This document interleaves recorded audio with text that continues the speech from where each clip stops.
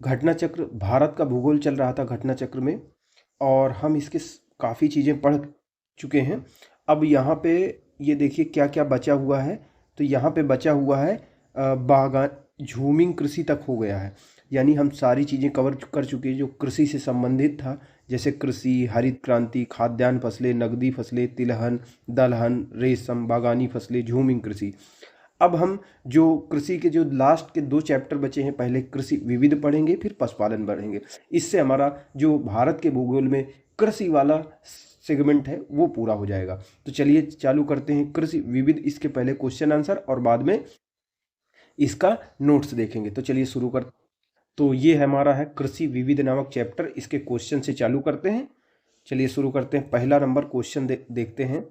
पहला नंबर हमारा क्वेश्चन है वो है प्रमाणित, कह रहा प्रमाणित बीज के थैलों पर प्रयोग किए जाने वाले टैग का क्या रंग होता है। जैसे जैसे बीज है, ठीक है, तो बीज विकसित होते हैं। जैसे कोई फसल होती है, अगर इसका आसानी भाषा में समझे तो जैसे नॉर्मल प्रकृति में कोई फसल उगती है, फिर क्या होता है कि कोई रिसर्च होता है इनमें। तो रिसर्च कई चरणों से होकर गुजरता है, तो हर एक चरण में इसका अलग अलग नाम होता है। तो जब फाइनल चरण आ जाता है, जब प्रमाणित बीज बन जाता है, तो उसका रंग हो जाता है नीला। ठीक है, उसको कहते हैं नीला, जैसे नीले बैग में भर के भेज रखते हैं। ठीक है, उसके पहले होता है सफ़ेद, सफ़ेद, और एक होता है, एक समय उसका रंग पीला भी होता है, पीला रंग होता है। यानी कई रंग होता है, जैसे बीज होते हैं तो उनके रंग होते हैं, बैग जिस बैग में भरे जाते हैं। तो मान लीजिए किसी संस्थान में कोई चीज़ डेवलप हुई, जैसे कोई रिसर्च इंस्टीट्यूट है या कोई विश्वविद्यालय है, जब सबसे पहले उसको विकसित करेगा बीज को, तो उसका जो रंग होगा, जो थैले में, जिस थैले में भर के उसको रखा जाएगा, उसको पीला रंग दिया जाएगा।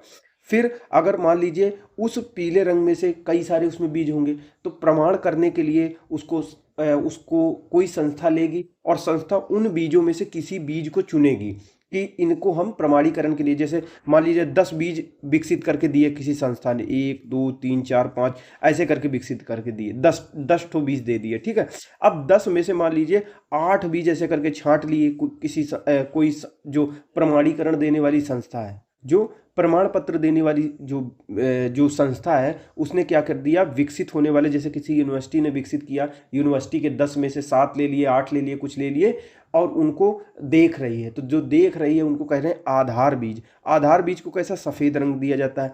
फिर आधार बीज मान लीजिए 8 लिए गए थे, 8 में से हो सकता है 2 3 4 कुछ ऐसी फसलें जो फाइनली होती हैं कि जो प्रमाणीकरण, प्रमाण पत्र देने वाली संस्था होती है, वो पूरा निरीक्षण कर लेती है कि इसका कोई भी दुष्प्रभाव वातावरण पर नहीं पड़ेगा, जल पे नहीं पड़ेगा, स्वास्थ्य पर नहीं पड़ेगा, तो उसी को फाइनल रंग नीला रंग दिया जाता है। तो जो प्रमाणित बीज होते हैं उनके थैलों पर कैसा रंग होता है, उनके थैलों पर रंग होता है नीला रंग होता है। तो चलिए देखते हैं व्याख्या में क्या दिया हुआ है। बीज को निम्नलिखित मुख्य रूप में वर्गीकृत किया जाता है। एक होता है सबसे पहले प्रजनक बीज, आधार बीज और प्रमाणित बीज। प्रजनक बीज होता है जो मूल बीज होता है, जैसे प्रजनन जो पैदा होता है, यह बीज का उत्पादन का मूल स्रोत होता है। यह अनुसंधान केंद्रों में, कृषि विश्वविद्यालयों द्वारा तैयार किया जाता है। इस थैले पर सुनहरा पीला रंग का टैग लगा दिया जाता है। तो जैसे विश्वविद्यालय ने कोई बीज अनुसंधान करके ला दिया, तो उसको पीले रंग में पैक कर दिया जाएगा। ठीक है, अब क्या होगा, कोई जो पीले रंग में 10 मान लीजिए बीज हैं, तो 10 में से 8 कुछ उसमें भी तो चुनाव होगा। प्रमाणीकरण करने वाली जो संस्था होगी, उसकी देखरेख में जो प्रजनक बीज होंगे ऊपर वाले, उनसे क्या होगा, आधार बीज तैयार किए जाएंगे, चुने जाएंगे। इस पर किस रंग के थैले में रखा जाएगा, इनको सफ़ेद रंग के थैले में रखा जाएगा। फिर इन इसे आधार बीज से उत्पादित किया जाता है। जो आधार बीज चुने गए हैं, उन्हीं में से जो निर्धारित मानकों को, निर्धारित मानदंडों को जो पूरा कर पाएंगे बीज, वो उन्हीं को जो संस्था होगी वो प्रमाण पत्र देगी। प्रमाणीकरण जो संस्था होती है इसे प्रमाण पत्र देती है, और इस थैले का रंग कैसा होता है, नीला रंग होता है। तो अगला जो हमारा क्वेश्चन है वो कह रहा है, निम्न में से किस फसल का जोत क्षेत्र 1980-81 से 11-12 तक लगातार गिरता रहा है। तो देखिए, गेहूं का बढ़ा है, चावल का बढ़ा है, दालों का बढ़ा है, लेकिन मोटे अनाज को इतना ज़्यादा सरकार ने इग्नोर किया, या कहें हमारे लोगों ने इग्नोर किया कि इसको गरीबों का खाना कहते थे, इसको लोग अपमानित महसूस करते थे कि जौ का ज्वार का इनका खाता, तो इनका उत्पादन बहुत तेज़ी से गिरा और इसका नुकसान भी भारत को बहुत ज़्यादा हुआ, स्वास्थ्य पर बहुत ज़्यादा बुरा इसका असर पड़ा है और सरकार अब इसको प्रमोट कर रही है। तो 80-81 से लेकर के 2011-12 तक लगातार जिस फसल का उत्पादन गिरा है वो मोटे अनाजों का गिरा है। ठीक है, इसमें डेटा दिया हुआ है, इतना इंपॉर्टेंट नहीं है, लेकिन ये याद रखिए कि किसका उत्पादन गिरा है। अगला जो हमारा क्वेश्चन है वो है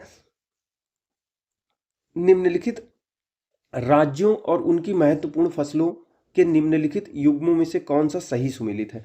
तो इसकी व्याख्या देख लेते हैं क्योंकि विवादित क्वेश्चन है। तमिलनाडु में ऐसा माना जाता है कि टैपियोका ज़्यादा होता है, गुजरात में कपास ज़्यादा होता है, पश्चिम बंगाल में जूट और मेस्ता होता है, गुजरात में मूंगफली होती है। तो ये मिलान करने के लिए आया है, हो सकता है कि कभी किसी समय में टैपियोका दूसरे प्रदेश में भी हो, क्योंकि टैपियोका को उत्पादित करने वाले पहला राज्य दूसरा राज्य एक राज्य में ही तो नहीं होगा, कई राज्यों में होगा। तो उसी प्रकार कपास है, तो इसका मिलान करना था। ठीक है, कि कहाँ सबसे ज़्यादा होता है, फिर कौन सा नहीं सुमेलित है, तो ये भी विवादित क्वेश्चन है। ठीक है, इसको भी छोड़ देते हैं। फिर अगला करंट अफेयर का, इसको भी छोड़ देते हैं। 6वां नंबर क्वेश्चन है, राष्ट्रीय केला अनुसंधान केंद्र कहाँ है। ये है त्रिची में स्थित है। ठीक है, त्रिची पड़ता है तमिलनाडु में। राष्ट्रीय यानी केला के क्षेत्र में राष्ट्रीय अनुसंधान केंद्र तमिलनाडु के त्रिची यानी तिरुचिरापल्ली में 1993 में से स्थापित है और यह एक अनुसंधान केंद्र के रूप में, एक मिशन मोड के रूप में है, जिसकी स्थापना भारतीय कृषि अनुसंधान परिषद द्वारा की गई है। अब 7वां नंबर क्वेश्चन, इस तरह मैप बेस्ड क्वेश्चन आते थे 97-98 में, 90s के दशक में। तो कह रहा है ये दिया हुआ है, कुछ मैप बना दिया, जैसे ये पड़ी लाइन दिया हुआ है, ये खड़ी लाइन दिया हुआ है, ये बिंदु बिंदु दिया है, ये क्रॉस वाला दिया है। आप कह रहा है कौन सी फसल 1, 2, 3 में किस चीज़ का फसल होता है। कह रहा है धान्येतर शस्य। धान्येतर का मतलब होता है धान, गेहूं, चावल, ये सब धान्येतर होते हैं। और धान्येतर गेहूं चावल खाद्यान्न फसल होती हैं, धान्य फसल होती है। धान्येतर वो होता है जो नगदी फसल होता है, बागवानी फसल होती है, उसको धान्येतर कहते हैं। तो कहाँ पे दिख रहा है, गुजरात में किस चीज़ का फसल का उत्पादन होता है, गुजरात में कपास का उत्पादन होता है, तो उसी को देख सकते हैं। ठीक है, डी नंबर 4 नंबर क्या क्या दिया हुआ है, 4 नंबर ये देखिए दिया हुआ है, कपास। गुजरात साइड जो कपास सबसे ज़्यादा होता है, जो धान्य फसल नहीं है, खाद्य फसल नहीं है, बल्कि नगदी फसल है। अगला जो हमारा क्वेश्चन है देखिए दिया हुआ है 23-24 के डेटा के अनुसार, ये भी करंट अफेयर से संबंधित क्वेश्चन है कि खाद्यान्नों को उनके उत्पादन के सही अवसान कि कौन सा खाद्यान्न कितना ज़्यादा उत्पादित होता है। तो चावल सबसे ज़्यादा होता है, चावल के बाद गेहूं होता है, फिर मोटा अनाज होता है, फिर दालें होती है। ये घट बढ़ भी सकता है, इसलिए इसको छोड़ भी देंगे, लेकिन याद रहना चाहिए कि चावल का सबसे ज़्यादा होता है, फिर गेहूं का होता है, फिर मोटे अनाज का होता है, कि दालों का होता है। एक मोटा माटी आंकड़ा होना चाहिए। भारत का वह राज्य जो खाद्यान्न उत्पादन में अधिकतम अंशदान करता है, तो उत्तर प्रदेश में सबसे ज़्यादा हमेशा से, मतलब कि देखिए 2008 में 2003 में दोनों बार पूछा गया कि खाद्यान्न का सबसे ज़्यादा उत्पादन कौन करता है, तो उत्तर प्रदेश रहा है, हमेशा से उत्तर प्रदेश ही रहा है। लेकिन हो सकता है दूसरे नंबर पर देखिए पंजाब आ रहा है, पंजाब, मध्य प्रदेश दूसरे नंबर पर, पंजाब आ रहा है तीसरे नंबर पर। ये डेटा आता रहता है नया नया। भारत का वह राज्य जो कपास, मूंगफली, नमक, दूध के उत्पादों में प्रथम स्थान रखता है, तो ये भी गलत है, विवादित क्वेश्चन है, तो इसको छोड़ देते हैं। फिर अगला है हमारा सूची 1 को सूची 2 से सुमेलित करना है। कृषि उत्पादन और अग्रणी राज्य क्या है, तो चलिए देखते हैं। ये भी बदल जाएगा क्योंकि डेटा इसका चेंज हो जाएगा। अगला जो हमारा क्वेश्चन है, कॉलम 1 को कॉलम 2 से जिन पैदावार जहाँ सबसे ज़्यादा होती है उसमें मिलान करना है। ठीक है, तो चलिए इसकी व्याख्या देख लेते हैं। सबसे पहले, रागी सबसे ज़्यादा किस क्षेत्र में पैदा होती है, कर्नाटक में। बाजरा राजस्थान में। ज्वार महाराष्ट्र में। उड़द मध्य प्रदेश में। ऑप्शन के अकॉर्डिंग होता है, क्योंकि दूसरा ऑप्शन भी हो सकता है, क्योंकि ऐसा नहीं है कि उड़द केवल एक ही राज्य में होगी, लेकिन हाँ जहाँ सबसे ज़्यादा होती है, ज़्यादा होने की संभावना होती है, उसी ऑप्शन को इस क्वेश्चन के हिसाब से टच करना था। अगला जो हमारा क्वेश्चन है वो है सूची 1 को सूची 2 से सुमेलित करना है। ठीक है, ये फसलें और ये फसल नाशक जीव, यानी फसल को जो बर्बाद करने वाले जीव होते हैं, तो एफिड किसको बर्बाद करता है, घुंडी मतकुट किसको बर्बाद करता है, तेलिया कर्तन शलभ किसको बर्बाद करता है, गोलक शलभ किसको बर्बाद करता है, शीर्ष प्ररोह वेधक शलभ किसको बर्बाद करता है। तो चलिए इसमें ऑप्शन दिया हुआ है, एफिड किसको बर्बाद करता है। एफिड एक जीव होता है, एक नुकसान करने वाला, जो गेहूं सहित अनेक अनाजों जैसे फलों को हानि पहुंचाने वाला जीव है। तो एफिड किसको नुकसान पहुंचाता है, गेहूं को पहुंचाता है, अनाजों को, फलों को हानि पहुंचाता है। इसी प्रकार घुंडी बग या मतकुट, घुंडी मतकुट या घुंडी बग किसको प्रभावित करता है? चावल को। यानी चावल को कौन सा कीड़ा सबसे ज़्यादा नुकसान पहुंचाता है? घुंडी मतकुट। गेहूं को कौन पहुंचाता है? एफिड। इसी तरीके से अगर देखा जाए तो गन्ने की फसल को हानि पहुंचाने वाला जीव कौन सा है? इसको कहते हैं टॉप सूट बोरर मोथ, शीर प्ररोह वेधक शलभ। यानी एक कीड़ा होता है जो छेद कर देता है। आपने गन्ने में कहीं कहीं छेद देखे होंगे, तो यही होता है, छेद कर देता है, कीड़ा होता है, तो उसका नाम है शीर्ष प्ररोह वेधक शलभ। ये गन्ने को बेध देता है, ठीक है, गन्ने की फसल को हानि पहुंचाने वाला। गोलक शलभ क्या होता है? ये चने की फसल के लिए हानिकारक होता है। गोलक शलभ आपने चने में देखा होगा, गोल गोल मतलब कि छेद हो जाते हैं। जैसे चने आप लेके आओ तो बेकार जो चने होते हैं उसमें गोल गोल रहता है, तो इसीलिए गोलक शलभ बॉल वर्म चना की फसल के लिए हानिकारक होता है। तो फिर से एक बार देख लेते हैं हम। जो हमारा एफिड होता है वो गेहूं को नुकसान पहुंचाता है, फलों को भी कर देता है। जो घुंडी बग होता है, घुंडी मतकुट, ये चावल को पहुंचाता है। गन्ने की फसल को शीर्ष प्ररोह वेधक शलभ पहुंचाता है, और गोलक शलभ किसको? चने की खेती को नुकसान पहुंचाता है। ठीक है, अगला फिर हमारा 15 नंबर क्वेश्चन है, सुमेलित करना है। फसल का नाम है और बीमारी का नाम है। किस फसल को कौन सी बीमारी होती है ये देखना। तो मिलान देखिए, गन्ने को कौन सा प्रभावित करेगा? गन्ने को, धान को, अरहर को, आलू को। गन्ने को जो होगा रेड रॉट रोग होता है, यानी बीमारी हो जाती है। आपने कभी गन्ना चूहा होगा, गांव वाले लोग तो जानते होंगे। तो गन्ना जब हम लोग चूहते थे तो उसमें लाल लाल रहता था, तो रेड रॉट होता है, बीमारी हो जाती है, उसको नहीं चूहा जाता, वो खराब होता है गन्ना। तो रेड रॉट बीमारी किस में होती है? गन्ने में हो जाती है। धान में कौन सा बीमारी होती है? खैरा रोग आ जाता है, खैरा धान में रोग हो जाता है। अरहर में कौन सा रोग हो जाता है? बिल्ट रोग या उकठा रोग हो जाता है। अंग्रेजी में बिल्ट कहते हैं, हिंदी में उकठा कहते हैं। अरहर में कौन सा रोग हो जाता है? अरहर में एक रोग होता है, गन्ना में रेड रॉट, धान में खैरा, अरहर में उकठा रोग हो जाता है। आलू में झुलसा रोग हो जाता है, आलू में झुलसा रोग हो जाता है। कौन सा सही सुमेलित नहीं है बता रहा है? ये फसल है, इधर बीमारी दिया हुआ है, तो ए सही नहीं है, बाकी सही है। ठीक है, ए सही नहीं है, बाकी सही है। देखिए देख लेते हैं, बाजरा में कौन सा रोग हो जाता है? अर्गट रोग। अर्गट, ये बहुत इंपॉर्टेंट है, आते रहते हैं। अर्गट रोग किस में होता है? बाजरे में होता है। मटर में कौन सा रोग होता है? बुकनी होता है, पूरा बुकनू बन जाता है मटर के अंदर का जो मटेरियल पाउडर बन जाता है। तो मटर का पाउडरी मिल्ड्यू या बुकनी रोग किस में हो जाता है? मटर में। चना में उकठा या विल्ट रोग हो जाता है। देखिए चना में और अरहर में दोनों में उकठा विल्ट रोग हो जाता है। धान में जो होता है हरित बाल रोग, जो हरित बाली रोग होता है, ये किसमें होता है? हरित बाली रोग बाजरे में पाया जाता है। हरित, ये जो धान में दिया हुआ है ये गलत है, धान में का खैरा रोग हो जाता है। देखिए धान में जो हरित बाली रोग की यहाँ पे बात की जा रही है, बाजरे में होता है। हरित बाली, जैसे कि नाम से पता चल रहा है, बाजरे में क्या होता है? जो उसकी बाली होती है, तो जहाँ पे अनाज निकलने वाला होता है, दाना निकलने वाला होता है, वहाँ पे टेढ़ी मेढ़ी हरी हरी पत्तियां बन जाती हैं, पूरा झाड़ू की तरीके बन जाता है, तो उपयोग के लिए बाजरा नहीं रह जाता। तो हरित बाली रोग बाजरे में पाया जाता है। इसमें बाजरे की बालियों के स्थान पर क्या होता है? जहाँ पे बालियां होती हैं, अनाज होता है, वहाँ टेढ़ी मेढ़ी हरी हरी पत्तियां सी बन जाती हैं, जिससे पूर्ण जो बाली होती है झाड़ू समान दिखाई देती है, पौधे बौने रह जाते हैं। ठीक है, तो ये हो गया। अगला जो हमारा क्वेश्चन है वो कह रहा है 17 नंबर, गन्ना, चुकंदर, स्वीट पी, चना, अरहर, फरासबीन किसके अंतर्गत आते हैं? ये सभी आते हैं त्रिपादप कुल के अंतर्गत। त्रिपादप कुल के अंतर्गत आते हैं। आईएएस प्री में देखा गया है, ये सब बायोलॉजी के हैं, टर्म उसमें घुसेड़ दिया है। तो गन्ना, चुकंदर, स्वीट पी, चना, अरहर, फरासबीन त्रिपादप कुल के अंतर्गत आते हैं। भारत सबसे बड़ा किस चीज़ का उत्पादक है? तो ये बदलता रहता है। ठीक है, तो इसीलिए करंट इसको काट दिया गया है। जो अगला क्वेश्चन है इसको भी देखिए काट दिया गया है, क्योंकि ये भी फल का उत्पादन में भारत का विश्व में कौन सा स्थान है ये भी बदल जाता है। तंबाकू के निर्यात में कौन सा स्थान है ये भी बदल जाता है। ठीक है, जूट, अगला जो हमारा क्वेश्चन है देखिए जूट के बारे में है। जूट की खेती के बारे में निम्नलिखित कथनों पर विचार कीजिए। जूट की खेती के बारे में निम्नलिखित कथनों पर विचार कीजिए। छत्तीसगढ़ स्पेशल में पूछा गया है, इसके बी सही है, यानी दूसरा तीसरा सही है, दूसरा तीसरा सही है।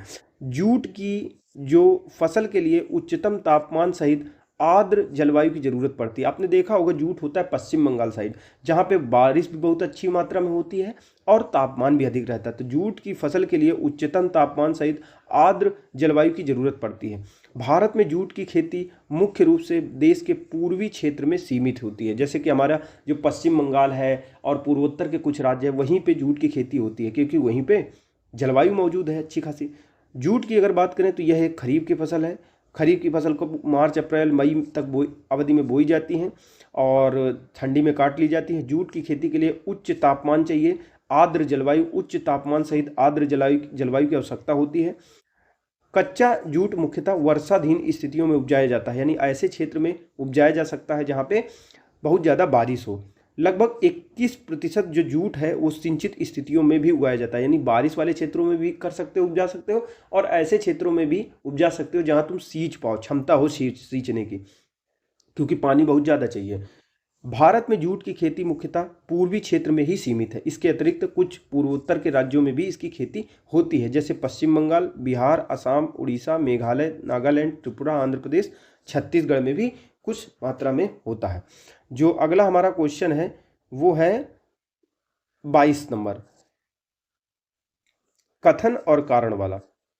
जूट से ही संबंधित है। जूट क्या है, ये कह रहा है, देखिए सी नंबर इसका सही है, ए और आर दोनों सही है, और आर ए की सही व्याख्या नहीं करता, यानी व्याख्या नहीं करता है, बाकी सब। तो जूट भारत का विशुद्ध पौधा, जिस प्रकार से जो कपास है वो भारत में उत्पादित माना जाता है, भारतीय मूल का पौधा माना जाता है, उसी तरह से जूट भी भारतीय मूल का एक पौधा माना जाता है।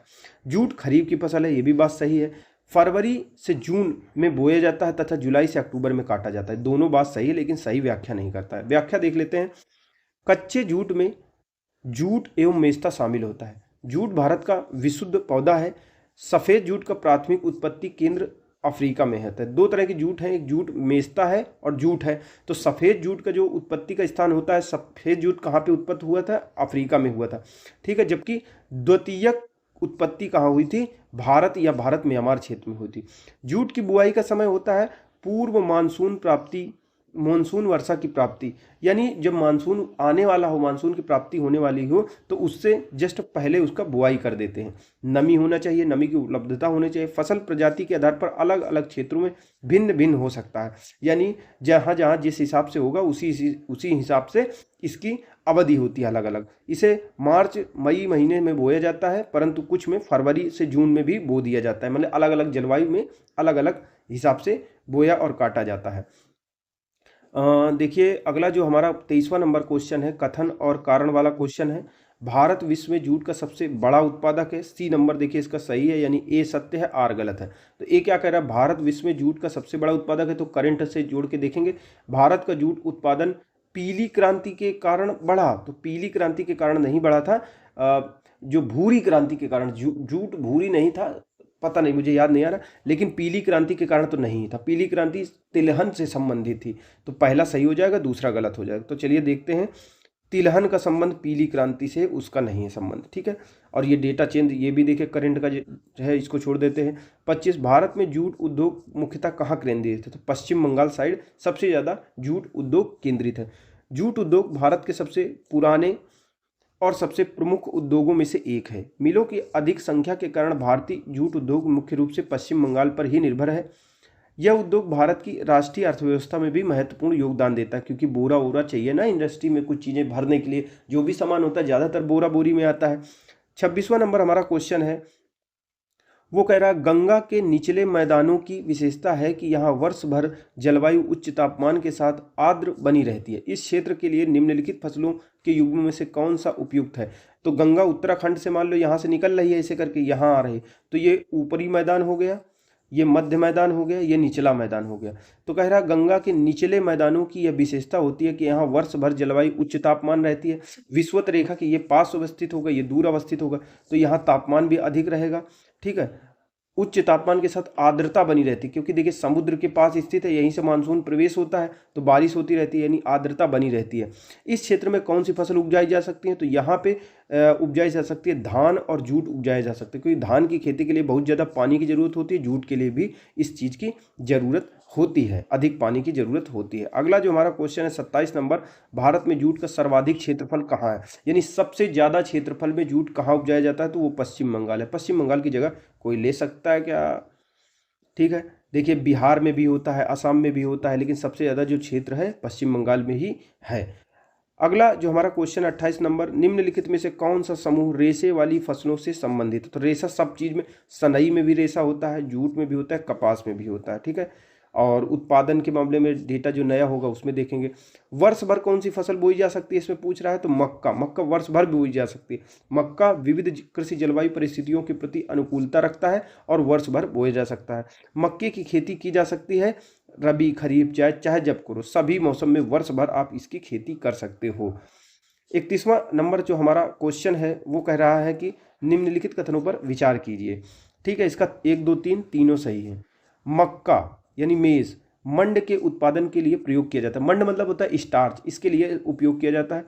मक्का से निष्कर्षित तेल, मक्का से तेल भी निकाला जा सकता है। जैव डीजल के लिए फीड स्टॉक हो सकता है। सही बात है, मक्का से आपने सुना होगा बहुत सारी खाद्य फसलें होती है, मक्का होती है, आलू होती है और रतन जोत होता है, जैट्रोफा होता है, इनसे आप तेल बना सकते हो, बायोडीजल। तो मक्का से निष्कर्षित जो तेल होता है वो जैव डीजल के लिए एक फीड स्टॉक हो सकता है, तो ये भी बात सही है। मक्के का मंड के उत्पादन के लिए प्रयोग किया जा सकता है, ये भी बात सही है। मक्का के प्रयोग से एल्कोहली पेय उत्पादन किया जा सकता है, सड़ा वड़ा के बनाया जा सकता है। आलू से भी शराब बनती है, अंगूर से भी बनती है, गन्ने से भी बनती है, किसी भी चीज़ से शराब बना दो। तो मक्का के प्रयोग से एल्कोहली पेय उत्पन्न किया जा सकता है, ये सब सही है। व्याख्या देखते हैं। मक्के का प्रयोग मंड यानी स्टार्च के पाउडर, डेक्सट्रिन, सायाटेक्स जैसे मंड उत्पादों के उत्पादन में होता है। इसके अलावा मक्के के तेल का प्रयोग बायोडीजल के उत्पादन में किया जाता है। मक्के के प्रयोग से कई प्रकार के अल्कोहली पेय जैसे कॉर्न विस्की जो अमेरिका में पी जाती है, काउइम यानी ब्राज़ील की बियर, ये सभी तैयार की जाती हैं। मक्का की फसल पकने की अवधि क्या होती है, तो 110 दिन के लगभग। अलग अलग क्षेत्र में अलग अलग वैरी करता है मानसून के हिसाब से, क्योंकि मक्का रबी, खरीफ, जायद तीनों फसलों में बोई जाती है।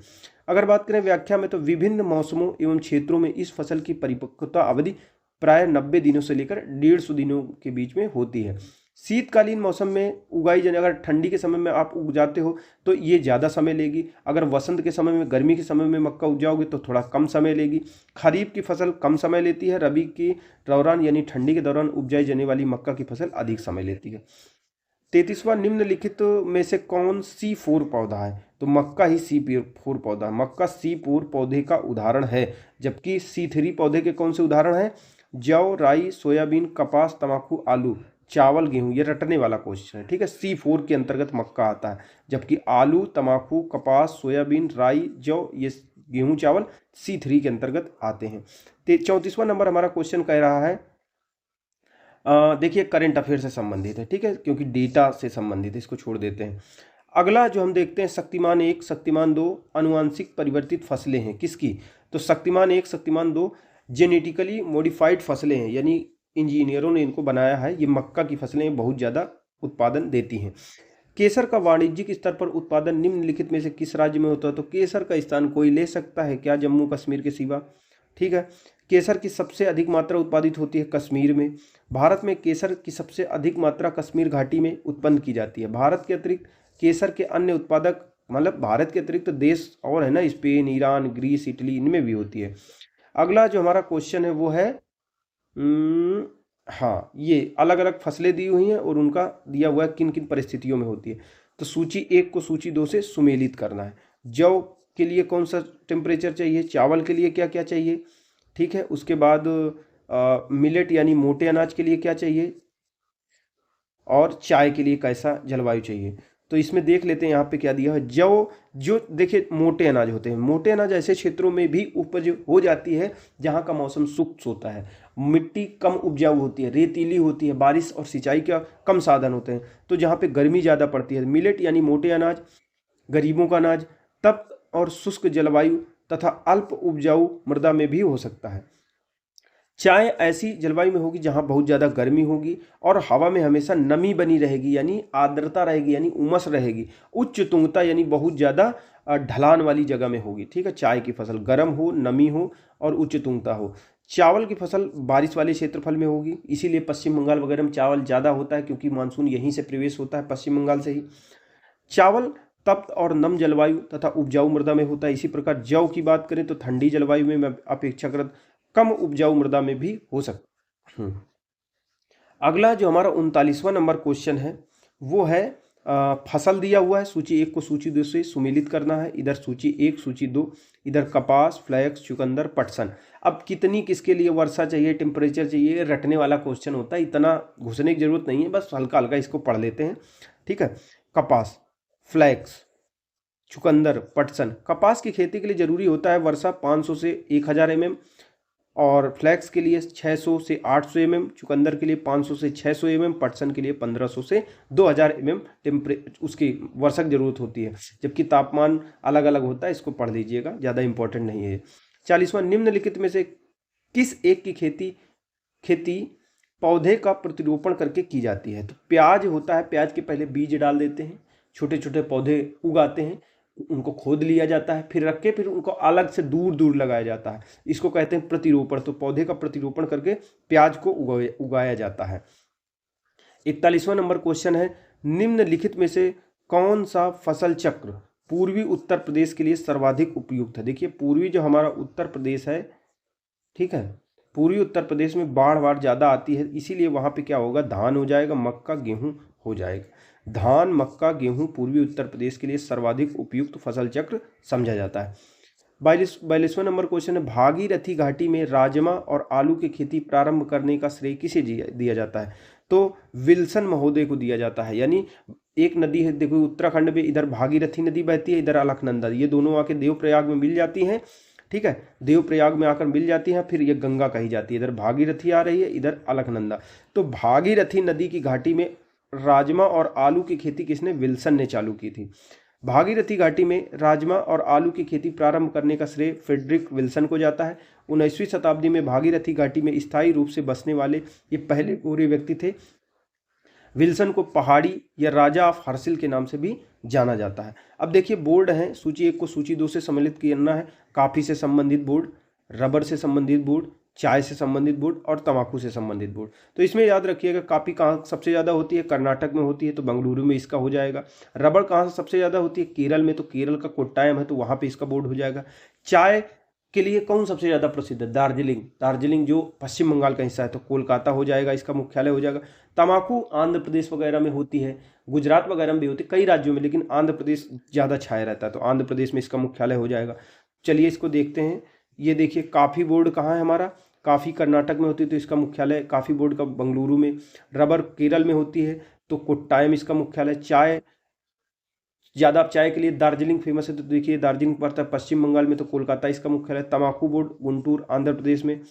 अगर अगला जो 44 नंबर अगर हम क्वेश्चन की बात करें, तो सब्जी के उत्पादन में भारत का कौन सा स्थान है? तो देखिए, चीन और भारत में कंपटीशन चलता रहता है, कभी चीन आगे चला जाता है, कभी भारत आगे चला जाता है, ठीक है, लेकिन वर्तमान में देखा जाए चीन प्रथम है, भारत ये आएगा। सब्जी के उत्पादन में विश्व में कौन सा स्थान है भारत का?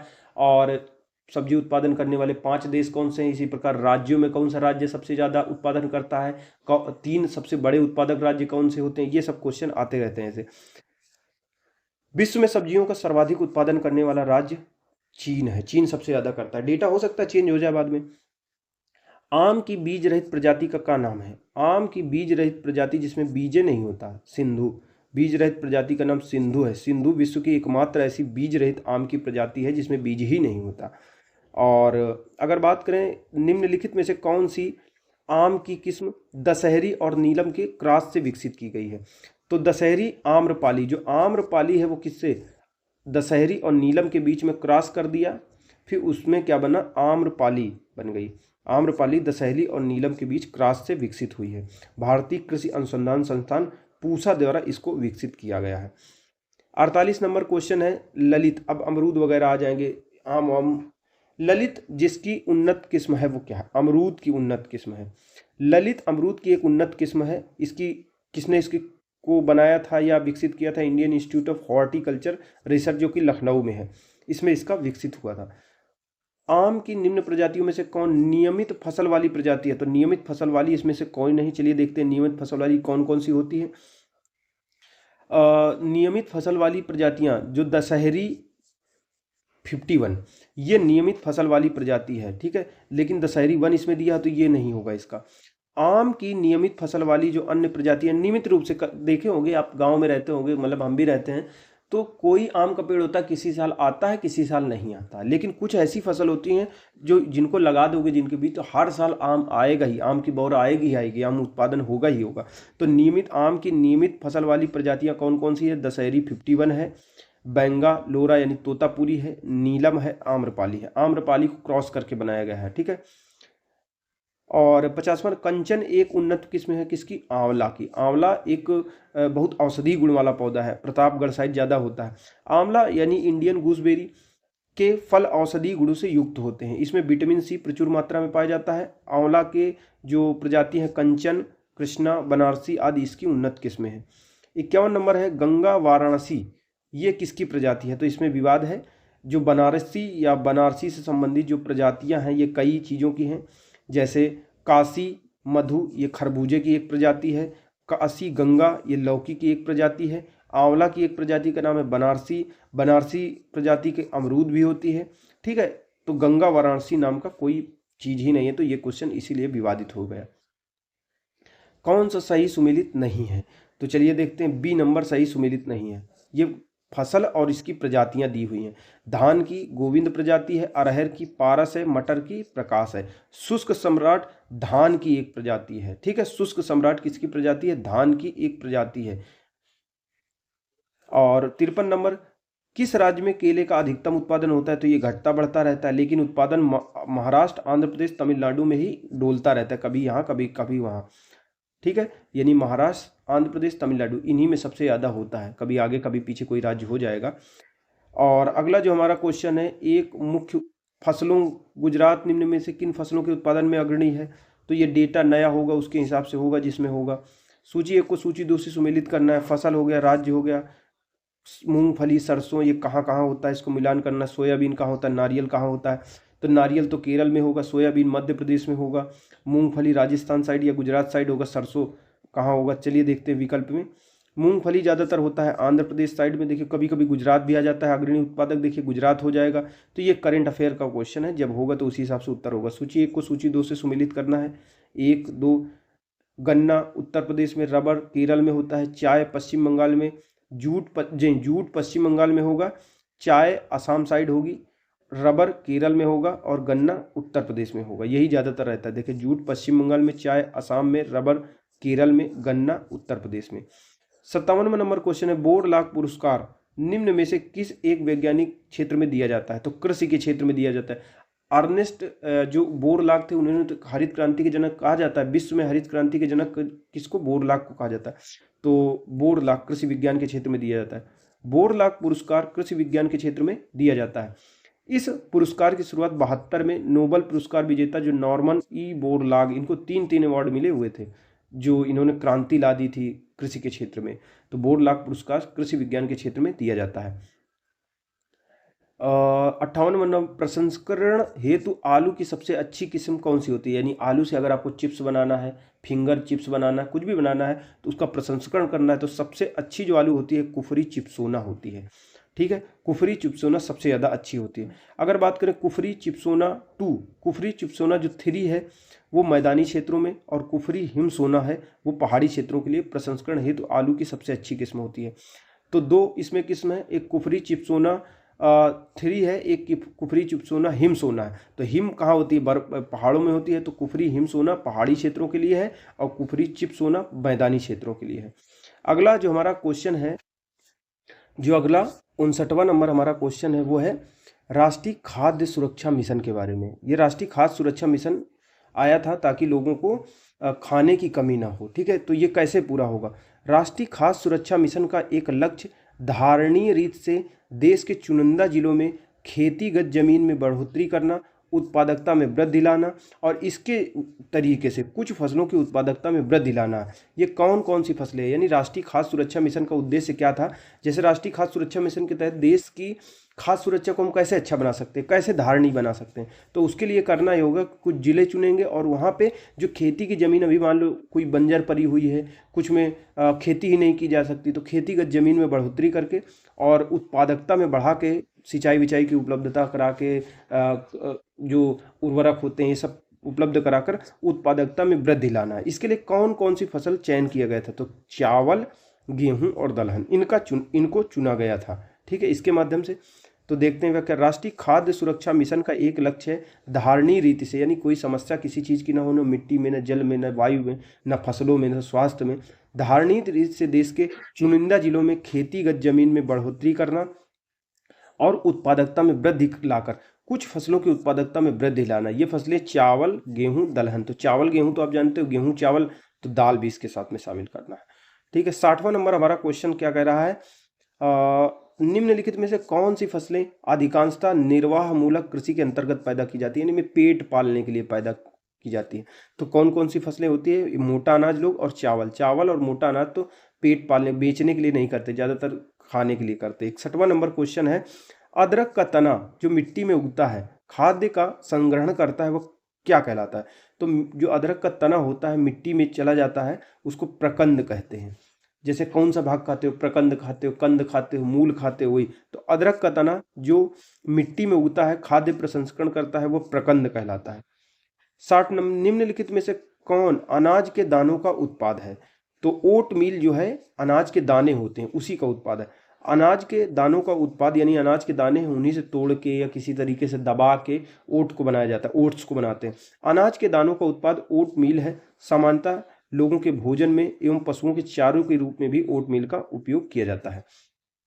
अगला जो क्वेश्चन है, उत्तराखंड में उगाया जाने वाला जो एक अनाज है, मडुआ या कोदा, मडुआ या कोदा, इसका निर्यात अधिकांशतः किस देश को किया जाता है। तो जापान को किया जाता है। तो इंपॉर्टेंट ये है कि जो मडुआ या कोदो होता है, ये बच्चों के स्वास्थ्य के लिए बहुत ज़्यादा जरूरी होता है। तो जापान जैसे देश उसका आयात करते हैं, हम लोगों को पता ही नहीं।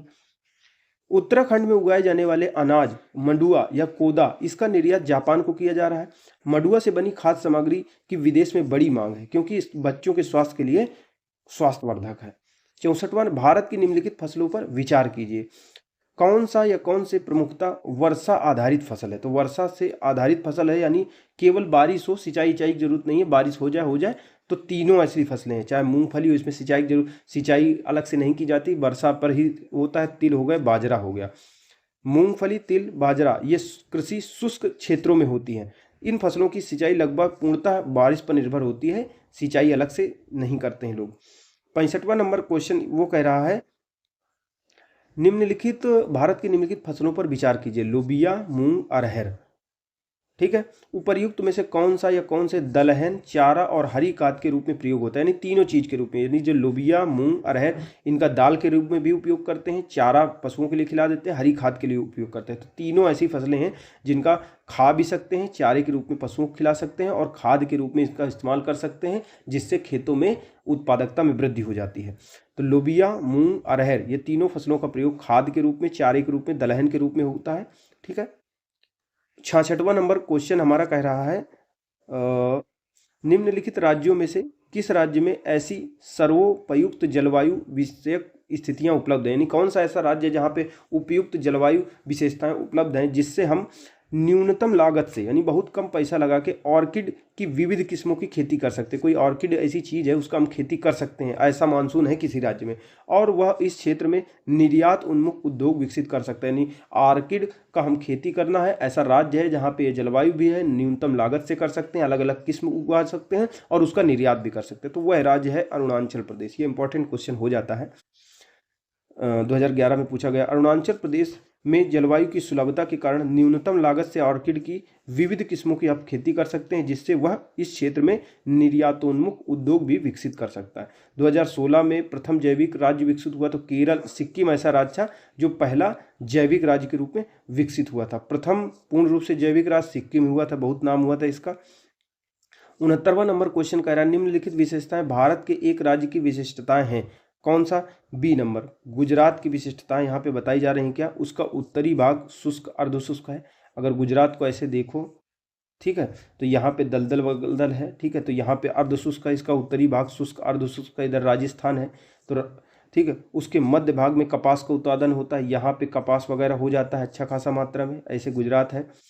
और उस राज्य में खाद्य फसलों की तुलना में नगदी फसलों की खेती अधिक होती है। तो ये भी बात सही है, ये चीज़ें होती हैं, सारी विशेषताएं गुजरात की है। 17वां नंबर हमारा 70 नंबर क्वेश्चन है ग्वार के बारे में, क्लस्टर बीन जिसको कहते हैं।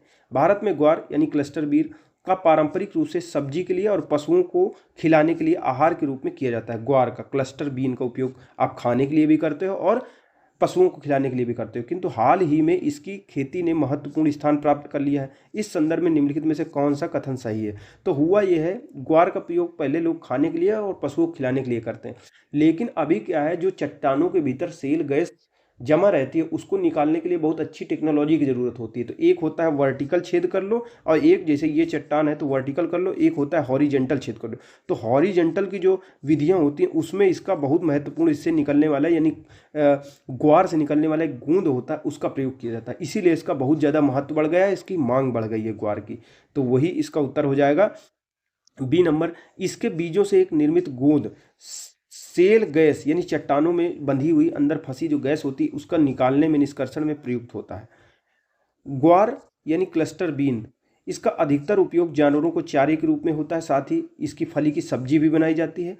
और विश्व में कुल ग्वार के उत्पादन में लगभग 80% यानी जितना भी ग्वार का उत्पादन होता है उसका 80% पाकिस्तान और भारत में होता है। लेकिन शैल गैस के निष्कर्षण में अभी हाल ही में रिसर्च हुई जिसमें ग्वार के गोंद के महत्व को साबित करने के बाद हाल ही में इसकी मांग में जबरदस्त तेजी से वृद्धि हुई। ग्वार गोंद को ग्वार के बीजों से निकाला जाता है। हॉरिजेंटल फ्रैकिंग नामक नई प्रौद्योगिकी द्वारा सेल गैस के निष्कर्षण में ग्वार के गोंद का प्रयोग किया जाता है। इस प्रौद्योगिकी द्वारा सेल गैस का निष्कर्षण में कोई विकल्प, मतलब इसका प्रयोग करोगे तो निकल पाएगा, बाकी नहीं निकल पाएगा। कोई ऐसा विकल्प नहीं है कि दूसरी चीज़ें लगा के आप निष्कर्षण कर लो, सेल गैस का निकाल लो। ठीक है, अगला जो हमारा क्वेश्चन है वो कह रहा है 71वां नंबर क्वेश्चन है, निम्नलिखित वक्तव्यों पर विचार कीजिए, कथन है कारण है। भारत में पश्चिम बंगाल मछली का सबसे बड़ा उत्पादक राज्य है। सी, ए सत्य है, आर गलत है। पश्चिम बंगाल के सागर तट के किनारे मत्स्य उद्योग विकसित किया। तो देखिए ये बात सही है कि पश्चिम बंगाल ही सबसे ज़्यादा मछली का उत्पादन करता है। हो सकता है आगे चल के कम हो जाए, लेकिन करंट में जब क्वेश्चन आया था, लेकिन पश्चिम बंगाल में जो भी मछली का उत्पादन हो रहा है, मत्स्य उद्योग का विकास हो रहा है, मत्स्य सागर तट के किनारे नहीं हो रहा है बल्कि अंदर हो रहा है, तो इसलिए दूसरा पॉइंट गलत हो जाएगा। ठीक है, दूसरा पॉइंट गलत हो जाएगा। 72वां नंबर हमारा क्वेश्चन है, मत्स्य उत्पादन का सही अवरोही क्रम कौन सा है। तो ये चेंज होता रहता है। सबसे ज़्यादा कहाँ पे मछली पैदा होती है, समुद्र के पास कहाँ पे मछली पैदा होती है, 4 सबसे अधिक मछली उत्पादन करने वाले राज्य कौन कौन से हैं, इनलैंड वाटर जहाँ होता है, नदी वगैरह होती है, वहाँ पे कौन सा राज्य उत्पादन करता है। तो ये करंट अफेयर का क्वेश्चन आ जाता है। 73वां नंबर हमारा क्वेश्चन कह रहा है, निम्नलिखित कथनों में से कौन सा कथन सही नहीं है। कपास के रेशे की लंबाई 1 से 5 सेंटीमीटर तक होती है। नहीं, जो अच्छा रेशम होता है उसकी जो अच्छा कपास होता है उसके रेशे की लंबाई 5 सेंटीमीटर से हमेशा ज़्यादा होती है। ठीक है, अगला जो पॉइंट है वो कह रहा है बोरान एक, बाकी सब सही है, यही गलत है, बाकी सब सही। बोरान एक सूक्ष्म पोषक तत्व है, बिल्कुल सही बात है। पूसा बासमती धान के लिए संस्तुत उर्वरक खुराक कितना है, तो इतना है। और ये करंट का क्वेश्चन होगा, इतना डीप नहीं आप पढ़ सकते। सेब का खाने वाला भाग कौन सा होता है, मीसोकार्प होता है। सेब का खाने वाला भाग कौन सा होता है, ये आ सकता है, सेब का खाने वाला भाग मेसोकार्प होता है। बोरान एक सूक्ष्म पोषक तत्व है। और तो चलिए व्याख्या पढ़ते हैं। कपास की उत्कृष्टता के आधार पर, यानी कितना अच्छा है, कौन सा ज़्यादा अच्छा है, उसके आधार पर, इसके रेशों की लंबाई के आधार पर इसकी उत्कृष्टता देखी जाती है। जो सर्वोत्तम कपास होता है उसकी रेशे की लंबाई 5 सेंटीमीटर से ज़्यादा होती है। जो 5 सेंटीमीटर से ज़्यादा वाला कपास है यूएसए और दक्षिण पूर्वी तट, वेस्ट इंडीज़, इनमें उगाया जाता है। जो मध्यम किस्म का कपास होता है उसके रेशम की लंबाई 3.75 सेंटीमीटर से 5 सेंटीमीटर तक होती है। ये कहाँ, मिस्र में नील नदी की घाटी में उपजा सकते हो आप। मध्य एशियाई गणराज्यों में ताजिकिस्तान, कजाकिस्तान, जो 5 देश है, कजाकिस्तान, तुर्कमेनिस्तान, उज्बेकिस्तान, यूएसए में भी कर सकते हो। ठीक है, लेकिन एक होता है छोटा रेशा, छोटे रेशे वाला कपास, रेशे की लंबाई 2.5 सेंटीमीटर से कम होती है। इसके मुख्य उत्पादक भारत और ब्राज़ील होते हैं, यही भारत में होता है। सेब के खाने वाला भाग कौन सा होता है, मीसोकार्प होता है। तो 83 नंबर जो हमारा क्वेश्चन था वो कह रहा है सूची 1 को सूची 2 से सुमेलित करना है। इसमें दिया हुआ सूरजमुखी किस मौसम में बोआ जाता है, खरबूजा किस मौसम में, कपास और अलसी। तो खरबूजा जानते होंगे जायद की फसल है और गर्मी में बोई जाती है। जायद की फसलों में वही होता है, रबी और खरीफ के बीच में जो समय होता है उसी में जायद की फसलें बोई जाती हैं। खीरा, ककड़ी, तरबूज, जितनी भी पानी वाली फसलें होती हैं ये बोई जाती हैं। तो चलिए इसकी मूल्यांकन कर लेते हैं। जो सूरजमुखी होता है वो कभी भी बो दो, सभी मौसम में हो जाता है। खरबूजा जायद के मौसम में, कपास जो है वो खरीफ की फसल है, अलसी ये रबी की फसल है जो सर्दी में बोई जाती है। अगला जो हमारा क्वेश्चन है 84वां नंबर क्वेश्चन है, निम्नलिखित पद्धतियों में से कौन सी कृषि में जल संरक्षण में सहायता करती है। यानी कृषि करना है तो जल संरक्षण में सहायता करती है। यानी जल संरक्षण किससे होता है, जल संरक्षण किस तरीके से आप कर सकते हो खेती करते समय। नीचे दिए गए कूट का प्रयोग करके सही उत्तर का चयन कीजिए। तो तीनों करके, जो 1 2 3 तीनों चीजें करके आप जल का संरक्षण कर सकते हो। जैसे आप कम जुताई करिए, भूमि की कम या शून्य जुताई करिए, जीरो टिलेज करके आप जल का संरक्षण कर सकते हो खेती करते समय। खेत में सिंचाई से पहले अगर आप जिप्सम का प्रयोग कर देते हो, यानी जब सिंचाई करने वाले हो तो उससे पहले उसमें जिप्सम डाल दो, तो भी जल का संरक्षण होता रहेगा। कम जुताई करोगे फिर भी जुताई नहीं होगी तो मिट्टी के अंदर जो नमी है वो अंदर बनी रहेगी, अगर जुताई कर दोगे तो उड़ जाएगी नमी। फसल अवशेष को अगर खेत में ही रहने देते हो तब भी जल संरक्षण होता रहेगा। व्याख्या पढ़ते हैं। शून्य जुताई खेती करने का वह तरीका है जिसमें भूमि को बिना जोते बार बार कई वर्षों तक फसलें उगाई जाती हैं। इसके कारण क्या होता है, भूमि में नमी बनी रहती है। खेत में सिंचाई के पूर्व अगर आप जिप्सम का प्रयोग कर देते हैं, फसल के अवशेष को खेत में ही रहने देते हैं, तो भूमि की नमी में वृद्धि होती है। इस प्रकार ये तीनों ही पद्धतियां कृषि में, यानी कृषि पद्धतियों में जल संरक्षण में सहायता कर सकती हैं। 50वें नंबर हमारा क्वेश्चन है, सूची 1 को सूची 2 से सुमेलित करना है। ये फसल है पौधरोपण और सर्वाधिक उत्पादक राज्य कौन सा, कहाँ पे, तो रबड़ देखिए केरल में रहा है, रबड़ में रहा है, तो केरल में ये हो गया। गन्ना उत्तर प्रदेश में होता है सबसे ज़्यादा, चाय असम में होता है, जूट होता है पश्चिम बंगाल में। ठीक है, जूट पश्चिम बंगाल में होता है, चाय असम में, गन्ना उत्तर प्रदेश में होता है। तो चलिए ऑप्शन देख लेते हैं।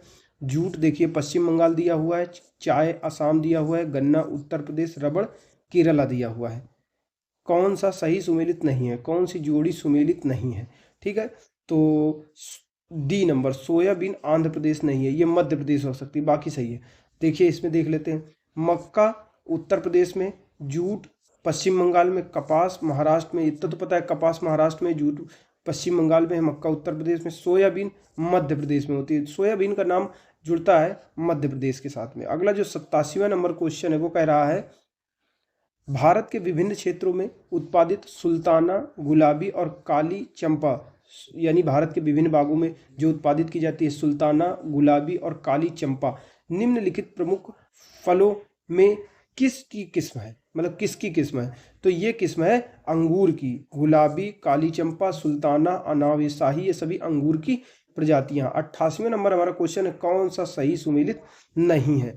तो धान, ये भथुआ, धान के साथ भथुआ नहीं होता। जैसे आपने फसल बोई तो फसल के साथ कौन कौन सा खरपतवार आ जाता है, तो अब जब आप गेहूं बोते हैं तो गेहूं के साथ में फलेरिस माइनर, ये एक खर उगाता है, फलेरिस माइनर। आप धान की फसल बोओगे गेहूं की तो फलेरिस माइनर उग जाएगा। मटर की बोओगे तो प्याजी हो जाएगा। मटर के साथ में जो खर उगता है, खरपतवार उगता है, उसका प्याजी नाम है। बरसीम के साथ में जो खर उगता है उसको कासनी नाम है। ठीक है, भतुआ, अगर भतुआ की बात किया जाए तो भतुआ का वानस्पतिक नाम है चिनोपोडियम एल्बम। ये प्राय जो भतुआ भतुआ की तो सब्जी भी बनती है, आपने नाम सुना होगा भतुआ की सब्जी बनाना। तो भतुआ एक प्रकार का, ये मेन सब्जी नहीं है, इसको कोई उपजाता नहीं है। ये जो सब्जी होती है, जैसे आपने गेहूं पैदा किया, मटर, सरसों, ये सब अगर आपने उगाया है तो इसके साथ ही में ही खर के रूप में उगाता है। ठीक है, खरपतवार के रूप में उगता है और इसके हरे पत्तों का उपयोग सब्जी के रूप में भी होता है। ये धान के इंपॉर्टेंट बात है कि धान के साथ नहीं उगता है। ठीक है, भतुआ गेहूं, मटर, सरसों के साथ उगता है, उगाता है। जो अगला हमारा क्वेश्चन है 89 नंबर क्वेश्चन क्या कह रहा है, फिर कह रहा है कौन सा सही सुमेलित नहीं है? तो डी नंबर सही नहीं है। ये फसल दिया हुआ है, उसकी कुछ प्रजातियां दिया हुआ है। चलिए, तो सरसों की प्रजाति वरुणा है। वरुणा किसकी प्रजाति है? सरसों की। मटर किसकी प्रजाति है? रचना मटर की प्रजाति है रचना। अलसी की प्रजाति है नीलम। चना की प्रजाति है राधे। राधे चने की प्रजाति है। तो चलिए अगला हम क्वेश्चन देखते हैं। 90, मक्का, आलू, गन्ना यानी पेडी, मूंग फसल चक्र का उदाहरण है। ये फसल चक्र मक्का, आलू, गन्ना यानी पेडी, मूंग 3 वर्षीय फसल चक्र का उदाहरण है। यानी 3 वर्षीय फसल चक्र होता है, बारी बारी से इनको उगाते रहते हैं एक साल में। 3 वर्षीय फसल चक्र का उदाहरण है। ये बो दो, ये बो दो, ये बो दो, और चक्र चलता रहता है 3 साल में। नाबी एमजी, ये क्या है? नाबी एमजी क्या है? गेहूं की एक किस्म का नाम है नाबी एमजी। तो ज़्यादातर वे किस्में याद रखना होता है जो करेंट अफेयर में रहती हैं। तो चलिए नाबी एमजी के बारे में पढ़ते हैं। नाबी एमजी जो है, नाबी एमजी गेहूं की एक किस्म है। यह रंगीन गेहूं होता है। ठीक है, ये गेहूं काला, नीला, बैगनी में उपलब्ध होता है। नाबी एमजी किस्म के नाम से जाना जाता है। जो रंगीन कलर का गेहूं होता है उसको कहते हैं नाबी एमजी। किस कलर का होता है? काला, नीला, बैगनी। अगर बात करें 92 नंबर क्वेश्चन है, तो प्रथम शाकनाशी विश्व में उत्पादन हुआ था 2,4-D। ये विश्व का पहला शाकनाशी है जो खरपतवार उगाता है, उनको खत्म करने का, नाश करने का काम करता है। 2,4-D का फुल फॉर्म है डाइक्लोरोफेनॉक्सी एसिटिक एसिड। ठीक है, प्रथम शाकनाशी विश्व में उत्पादन किया गया था।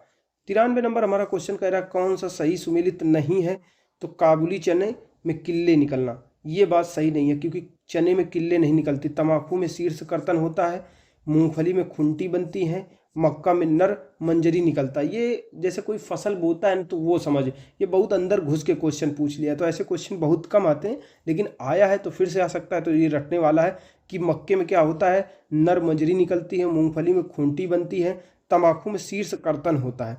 ठीक है, मक्के में क्या होता है, नर मंजरी निकलना, मूंगफली में खूंटी बनना, तम्बाकू में शीर्ष कर्तन होता है। जबकि काबुली चना किल्ले निकलना किस में होता है, धान, गेहूं, गन्ना, इनमें एक प्रक्रिया होती है, उसको कहते हैं किल्ले निकलना। 94 नंबर क्वेश्चन है भारत में के मेंथा तेल उत्पादन में उत्तर प्रदेश का योगदान कितना। तो मेंथा का मतलब होता है जो पुदीन हरा बहुत ज़्यादा उगता है ना उत्तर प्रदेश साइड, देखे होगे आप, गन्ना का रस पियो, पुदीन हरा डाल देते, तो उसी को मेंथा कहते हैं। ठंडा ठंडा होता है, बढ़िया।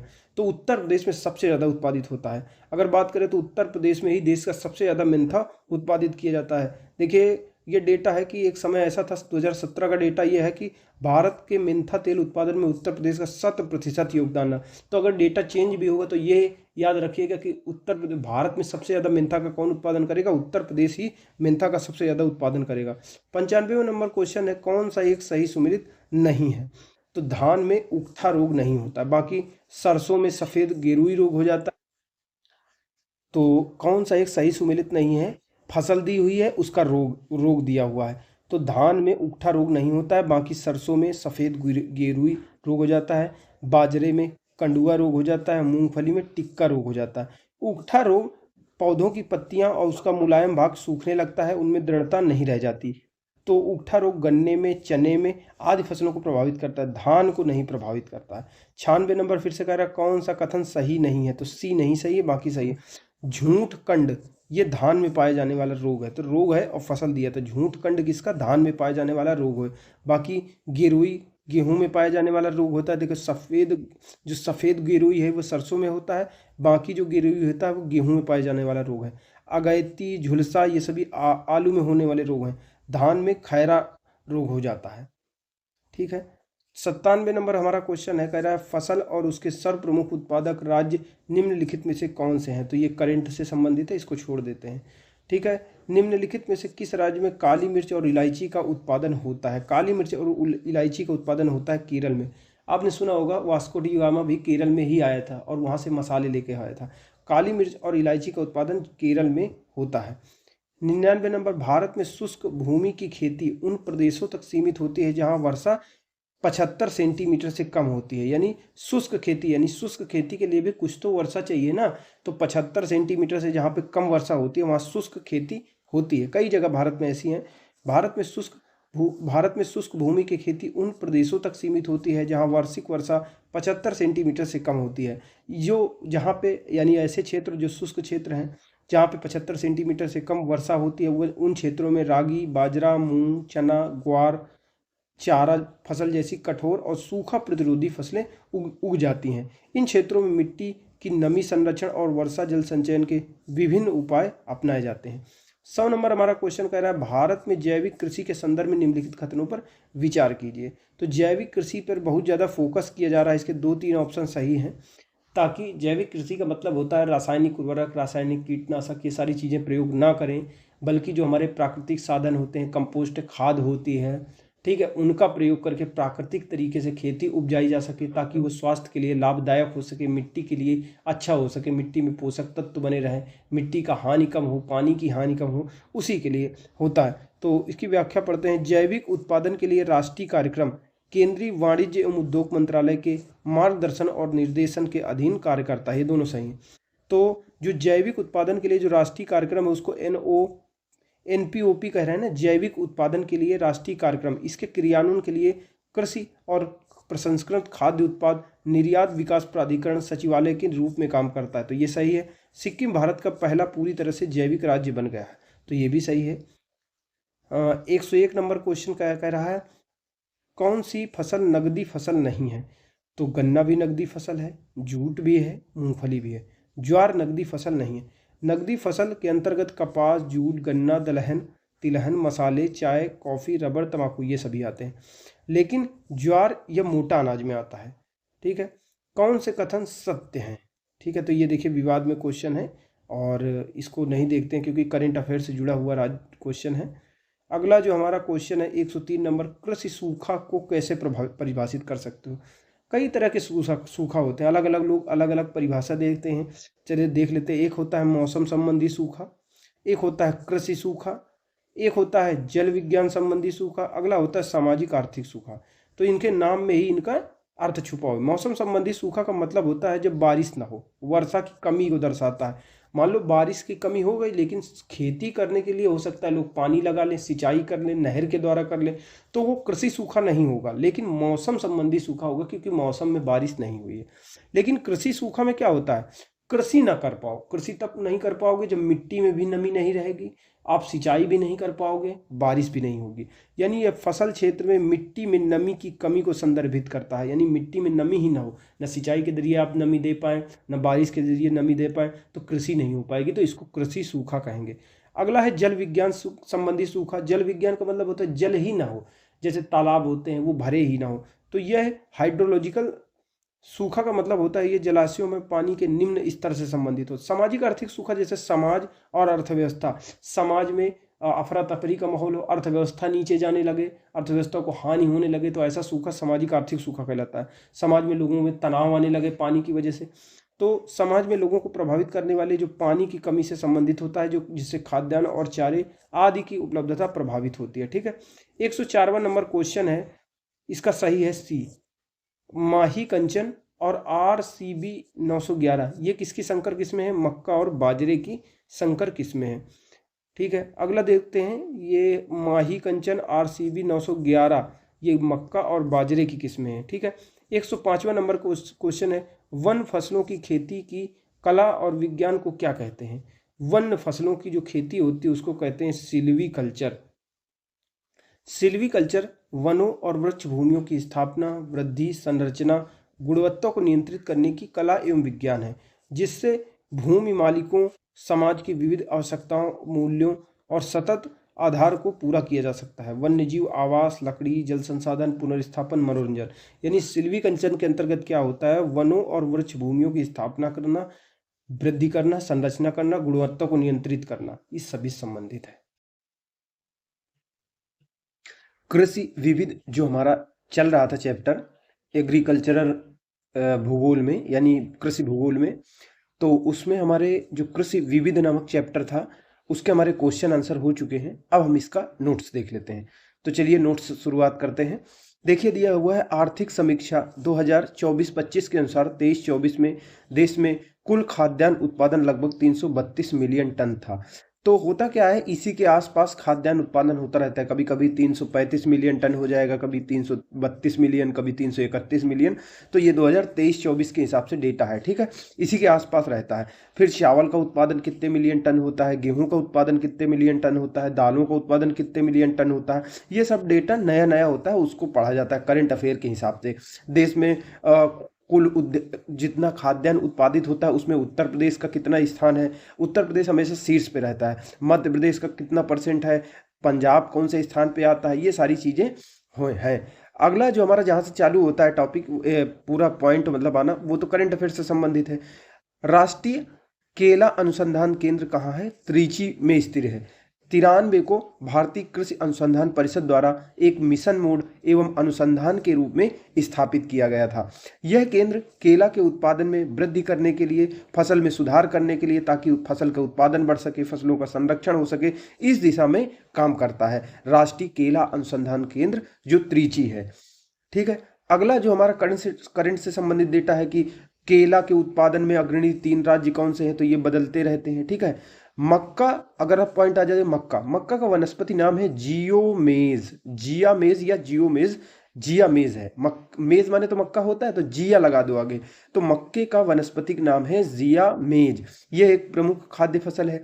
इसकी विविध कृषि जलवायु परिस्थितियों के प्रति अनुकूलता के कारण इसे वर्ष भर बोया जा सकता है। मक्का को अनाजों की रानी भी कहा जा सकता है। यानी जो मक्का होता है, यानी जिया मेज जिसका वानस्पतिक नाम है, ये कई मतलब अलग अलग प्रकार की जो वनस्पति परिस्थितियां होंगी, कृषि जलवायु परिस्थितियां होंगी, उनमें बोया जा सकता है, क्योंकि उनसे अनुकूलता कर लेता है, इसलिए इसको वर्ष भर बो सकते हैं। इसको अनाजों की रानी यानी क्वीन ऑफ सीरियल्स कहा जाता है। मक्का की बात करें तो यह एक C4 पौधा, कुछ पौधे होते हैं C3 होते हैं, कुछ हैं C4, तो मक्का हमारा किस में आता है? C4 के अंतर्गत आता है। डायरेक्ट क्वेश्चन पूछ लिया जाता है, मक्का एक C4 पौधा है।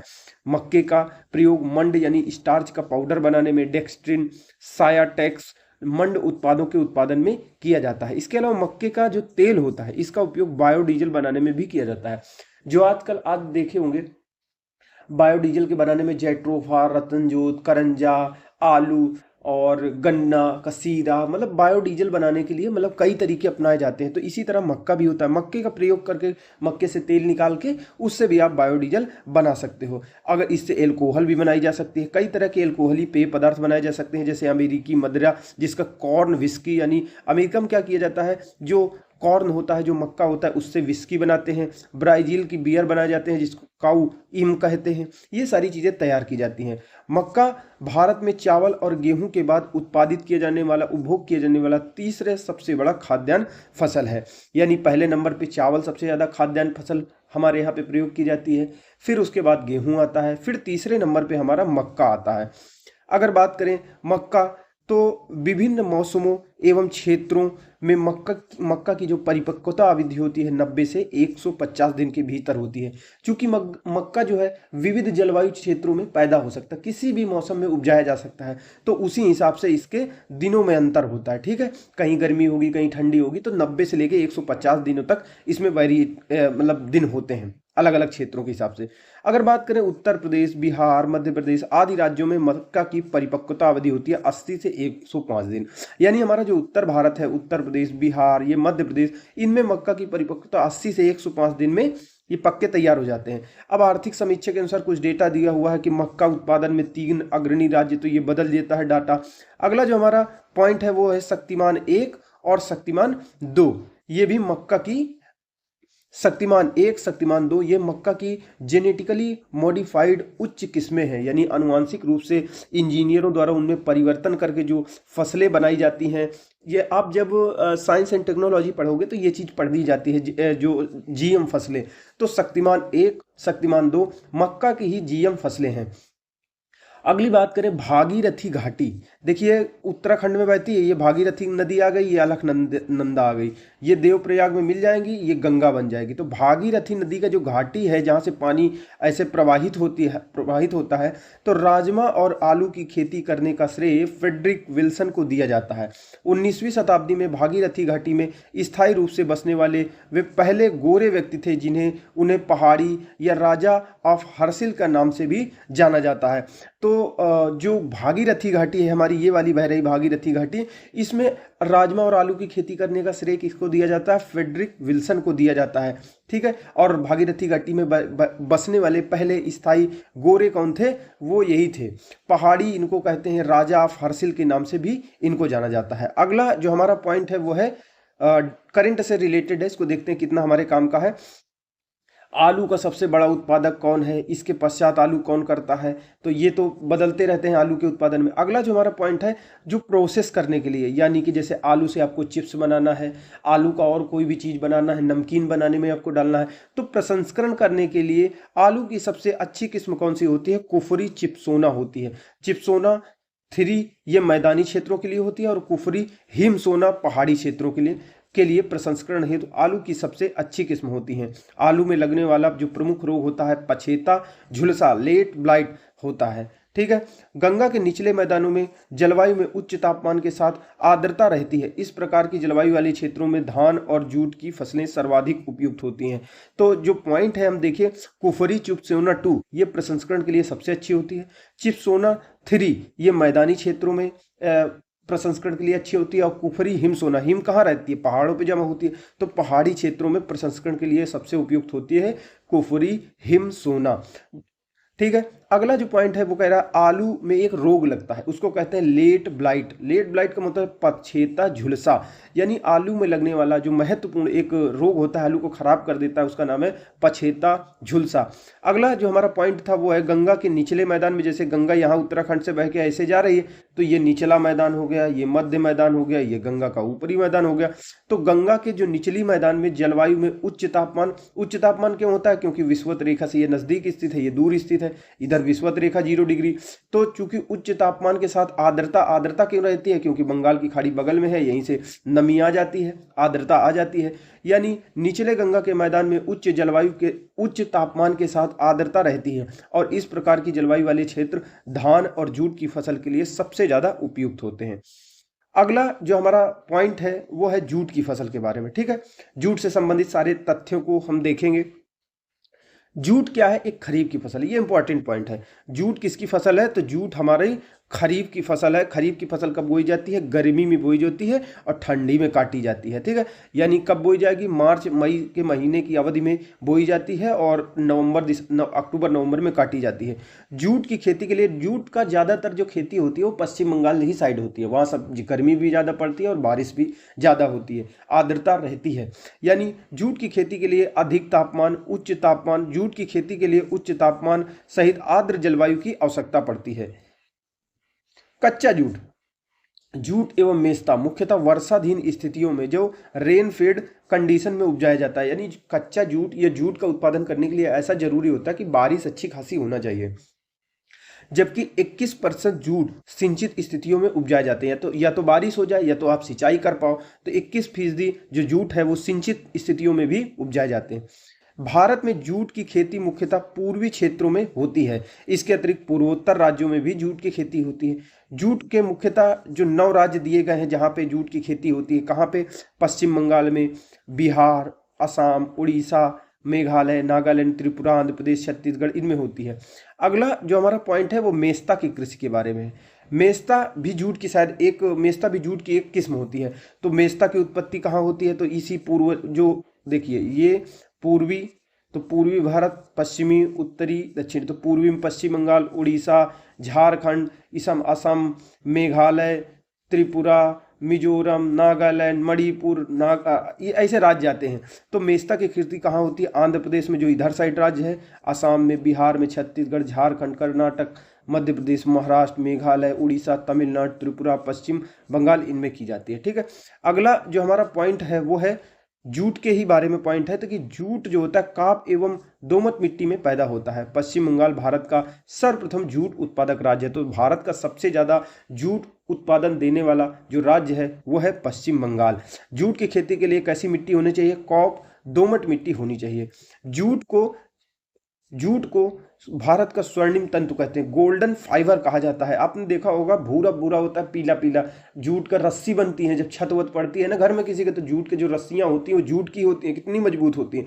तो जूट को भारत का स्वर्णिम तंतु कहा जाता है। मेस्ता जो है जूट की एक अच्छी किस्म है जिसका उत्पादन पश्चिम बंगाल और आंध्र प्रदेश में होता है। 22-23 का आंकड़ा है, उसके अनुसार कौन सा ज्यादा है कौन सा ये घटता बढ़ता रहता है। केसर, अगला पॉइंट हमारा केसर से संबंधित है। केसर यानी सैफरन का वाणिज्यिक स्तर पर उत्पादन जम्मू कश्मीर में होता है। जाफरान भी इसको कहते हैं केसर को। और भारत के अतिरिक्त कहाँ कहाँ पैदा होता है? तो स्पेन, ईरान, ग्रीस, इटली, यहाँ पे होता है। फिर बाजरा के बारे में है, 22-23 का डेटा कह रहा है, डेटा को तो देखेंगे नहीं, तो कौन से अग्रणी राज्य हैं, कौन से वो राज्य हैं, वो डेटा बदलता रहता है। अगला जो हमारा पॉइंट है, एक रोग की बात हो रही है, फसलों की बात होगी। हरित बाली रोग बाजरे में हो जाता है। जो बाली होती है, जो अनाज होता है, उसमें हरा हरा पत्तियों जैसी निकल आता है, झाड़ू के समान हो जाता है बाजरा। तो हरित बाली रोग बाजरे में पाया जाता है। इसमें बाजरे की बालियों के स्थान पर टेढ़ी मेढ़ी हरी हरी पत्तियां से बन जाती हैं, झाड़ू के समान दिखाई देने लगता है और पौधा बौना रह जाता है। यानी सीधी सी बात करें तो हरित बाल रोग किससे संबंधित है? तो बाजरे से संबंधित है। जो अगला हमारा पॉइंट है वो प्याज की खेती के लिए पहले बीज डालकर छोटे छोटे पौधे तैयार करते हैं, फिर उन पौधों को निकाल लेते हैं, फिर अलग अलग दूरी दूरी उनका प्रतिरोपण कर दिया जाता है। यानी प्याज की खेती कैसे होती है? प्रतिरोपण के द्वारा होती है। अब प्याज के उत्पादन में कौन से अग्रणी राज्य हैं, कौन से शीर्ष राज्य हैं? ये 3 शीर्ष राज्य हैं। करंट अफेयर का क्वेश्चन है, ये बदलते रहते हैं। ठीक है, अगला जो हमारा क्वेश्चन है वो है फल उत्पादन के। इसमें भी आपको याद रखना है, करंट का डेटा होगा कि फल उत्पादन में किसका प्रथम स्थान है, किसका द्वितीय स्थान है, किसका तीसरा स्थान है। फिर आम के उत्पादन में देखिए दिया हुआ, इसमें भी अग्रणी राज्य होंगे कुछ, ये भी बदल जाएगा। अब अगला जो हमारा काम का पॉइंट है वो है आम की बीज रहित यानी सीडलेस प्रजाति सिंधु है। यह विश्व की एकमात्र बीज रहित आम की प्रजाति है। यानी आम की एक प्रजाति है जिसका नाम है सिंधु, इसमें बीज होता ही नहीं, पूरा आम खा जाओ। ऐसे क्या होता है, बीज निकालना पड़ता है चूस चूस के, ठीक है, लेकिन इसमें पूरा खा जाओ। आम की एक फसल है जिसका कहते हैं आम्रपाली।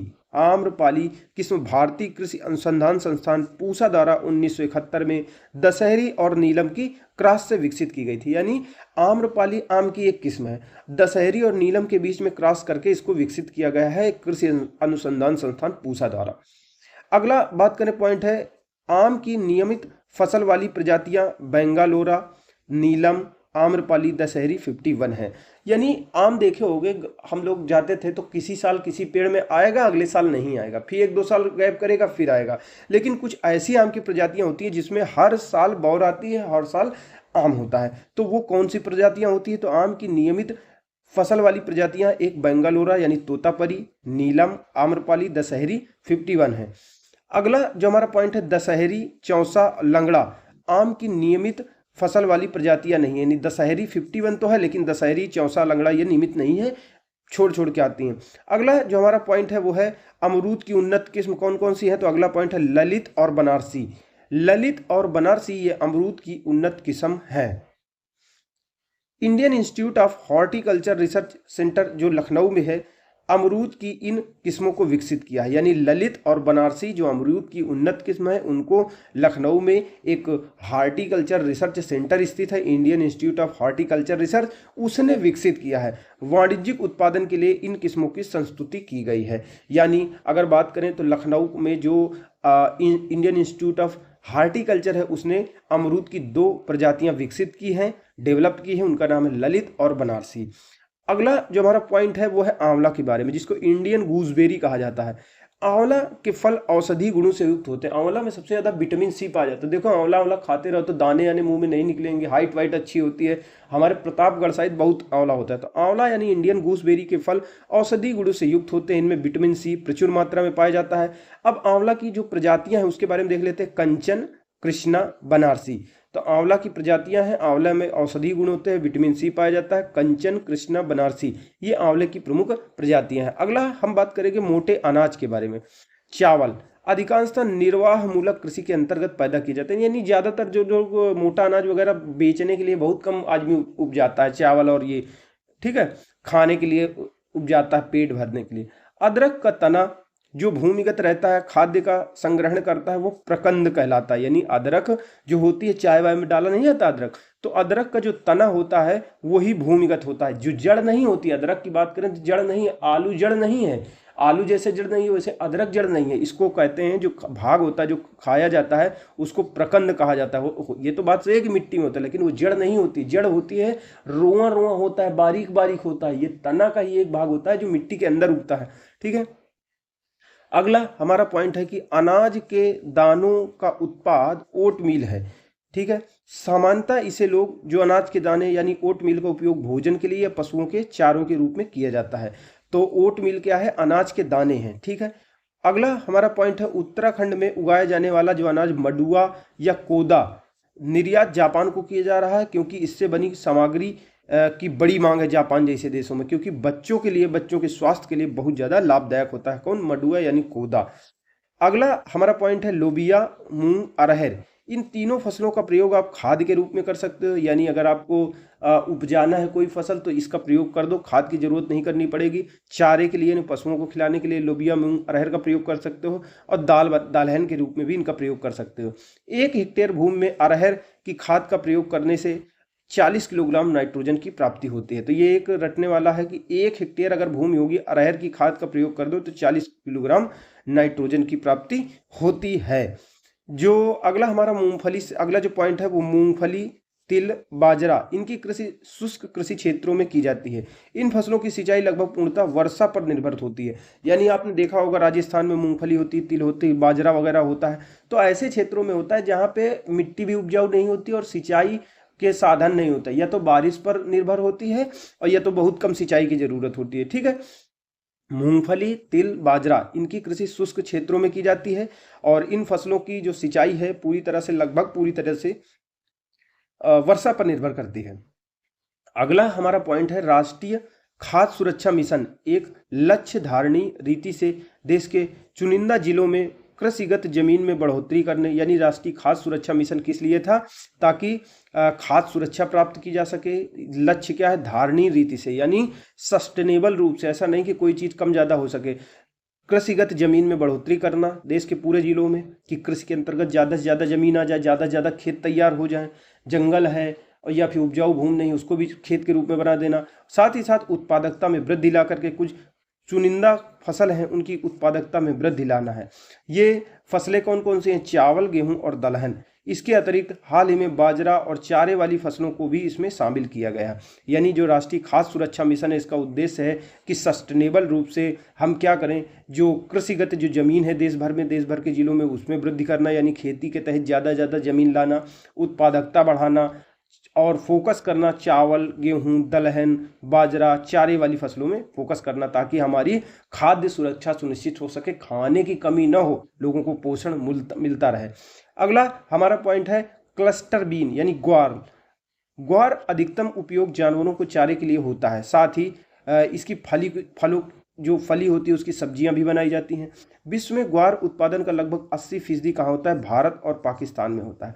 अब एक इंपॉर्टेंट पॉइंट ये आया कि ग्वार से बना एक गूंद होता है, तो चट्टानों में फंसी जो गैस होती है जिसको सैल गैस कहते हैं, उसके निष्कर्षण में ग्वार गूंद का बहुत ज़्यादा महत्व है, इसलिए इसकी मांग में तेजी से वृद्धि हुई है।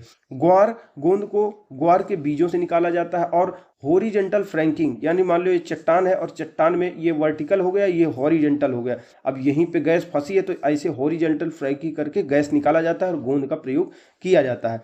हॉरिजेंटल फ्रैंकिंग नामक एक नई प्रौद्योगिकी द्वारा सेल गैस के निष्कर्षण में ग्वार का कोई विकल्प नहीं है, यानी ग्वार का प्रयोग करोगे आसानी से निकल आएगी। तो ग्वार का प्रयोग तो पहले जानवरों को खिलाने के लिए करते थे, सब्जी के लिए थोड़ा थोड़ा करते थे, लेकिन अभी इसका प्रयोग सेल गैस के रूप में किए जाने लगा है इसका गोंद का प्रयोग, तो इसका डिमांड बहुत ज़्यादा हो गई है। 80% ज़्यादा तो ये भारत और पाकिस्तान में ही होता है। फिर मत्स्य देखिए, फिर अगला जो करंट अफेयर से संबंधित डेटा है कि देश के मत्स्य उत्पादन में अग्रणी राज्य कौन से होते हैं, ये चेंज होता रहता है। अगला हमारा पॉइंट है आंध्र प्रदेश में ताजे जल की मछली का उत्पादन सर्वाधिक होता है। यानी ताजे जल की, एक होता है खारा जल, एक होता है ताजा जल। समुद्र में जो मछलियां मिलेंगी उनको खारे जल की मछलियां कहेंगे, जो नदियों में, झीलों में, तालाबों में, इनलैंड में, मतलब कि जो मुख्य भूमि के अंदर जो जल के सोते होंगे वहां पे मिलेगी, उसको कहेंगे ताजे जल। ठीक है, तो वहां पे जो मछली का उत्पादन होता है, सबसे ज्यादा ताजे जल की मछलियों का उत्पादन कहाँ होता है, आंध्र प्रदेश में होता है। समुद्री जल के उत्पादन में अग्रणी राज्य कर्नाटक है, यानी समुद्री जब कहें ताजे जल की मछली का उत्पादन सबसे ज्यादा कहाँ होता है, तो आंध्र प्रदेश में। और समुद्री मछली के उत्पादन में कौन सा राज्य अग्रणी है, तो वो है कर्नाटक। ठीक है, इधर है कर्नाटक, इधर है आंध्र प्रदेश, इधर है केरला, इधर है तमिलनाडु। ठीक है, ऐसे करके अरुणाचल प्रदेश उत्तर पूर्वी भारत में एक प्रमुख पर्यटक क्षेत्र के रूप में उभर रहा। यहाँ वनस्पति जात, प्राणी जात की समृद्ध और व्यापक जैव विविधता पाई जाती है। ठीक है, तो अरुणाचल प्रदेश में क्या हो रहा है, बहुत बढ़िया तरीके से लोग अब पर्यटन करने जा रहे हैं। वहाँ बहुत सारी ट्राइब रहती हैं और लोगों का कल्चर बहुत अच्छा है। बुद्धिस्ट लोग हैं ज़्यादा से ज़्यादा, और बुद्धिस्ट हैं, जनजातियाँ रहते हैं, वो लोग आप जाएंगे तो स्वागत बहुत अच्छी तरीके से करेंगे, नई चीज़ आपको देखने को मिलेगी। तो इसीलिए वो वहाँ पे ज़्यादा लोग जा रहे हैं। वहाँ पे बहुत ज़्यादा तरह तरह की वनस्पतियाँ, प्राणी मिलते हैं, इस तरह से जैव विविधता पाई जाती है यहाँ पे। यानी जो अरुणाचल प्रदेश है अपने लहलहाते हरे वनों, विविधतापूर्ण वन्य जीवों, गहरी नदी घाटियों, सुंदर पठारों के लिए प्रसिद्ध है। इसे प्रकृति का गुप्त खजाना कहते हैं। अब एक चीज और है, आर्किड की विविध किस्मों का घर माना जाता है। आर्किड एक फसल है, उसका एक घर माना जाता है। अरुणाचल प्रदेश में जलवायु की सुलभता के कारण न्यूनतम लागत से आर्किड की विविध किस्मों की खेती हो सकती है, जिससे वह इस क्षेत्र में निर्यात उन्मुख उद्योग विकसित कर सकता है। ठीक है, तो ये है कि आर्किड की खेती वहाँ पे कर सकते हो अरुणाचल प्रदेश में, क्योंकि वहाँ पे जलवायु आर्किड की खेती के लिए अच्छी है, अनुकूल है। अगला हमारा जो टॉपिक पॉइंट है वो है भारत में स्वास्थ्य के अनुकूल एवं पर्यावरण के अनुरूप खेती करते हुए सिक्किम ने भारत का पहला जैविक राज्य होने का दर्जा प्राप्त कर लिया। यानी वहाँ पे खेती करने के लिए किसी भी प्रकार के रासायनिक कीटनाशक उर्वरक इन चीज़ों का प्रयोग नहीं किया जाएगा, पूरी की पूरी प्राकृतिक तरीके से जैविक तरीके से खेती की जाएगी। उल्लेखनीय है कि पूर्ण रूप से जैविक खादों पर आधारित फसल पैदा करना, अन्य शब्दों में कहें तो बिना किसी रासायनिक कीटनाशक रासायनिक उर्वरकों का प्रयोग करते हुए फसल पैदा करना ही जैविक खेती कहलाता है। अगला हमारा पॉइंट है बोरलॉग पुरस्कार कृषि विज्ञान के क्षेत्र में दिया जाता है। इसकी शुरुआत 1972 में नोबेल पुरस्कार विजेता नॉर्मन ई बोरलॉग द्वारा की गई थी।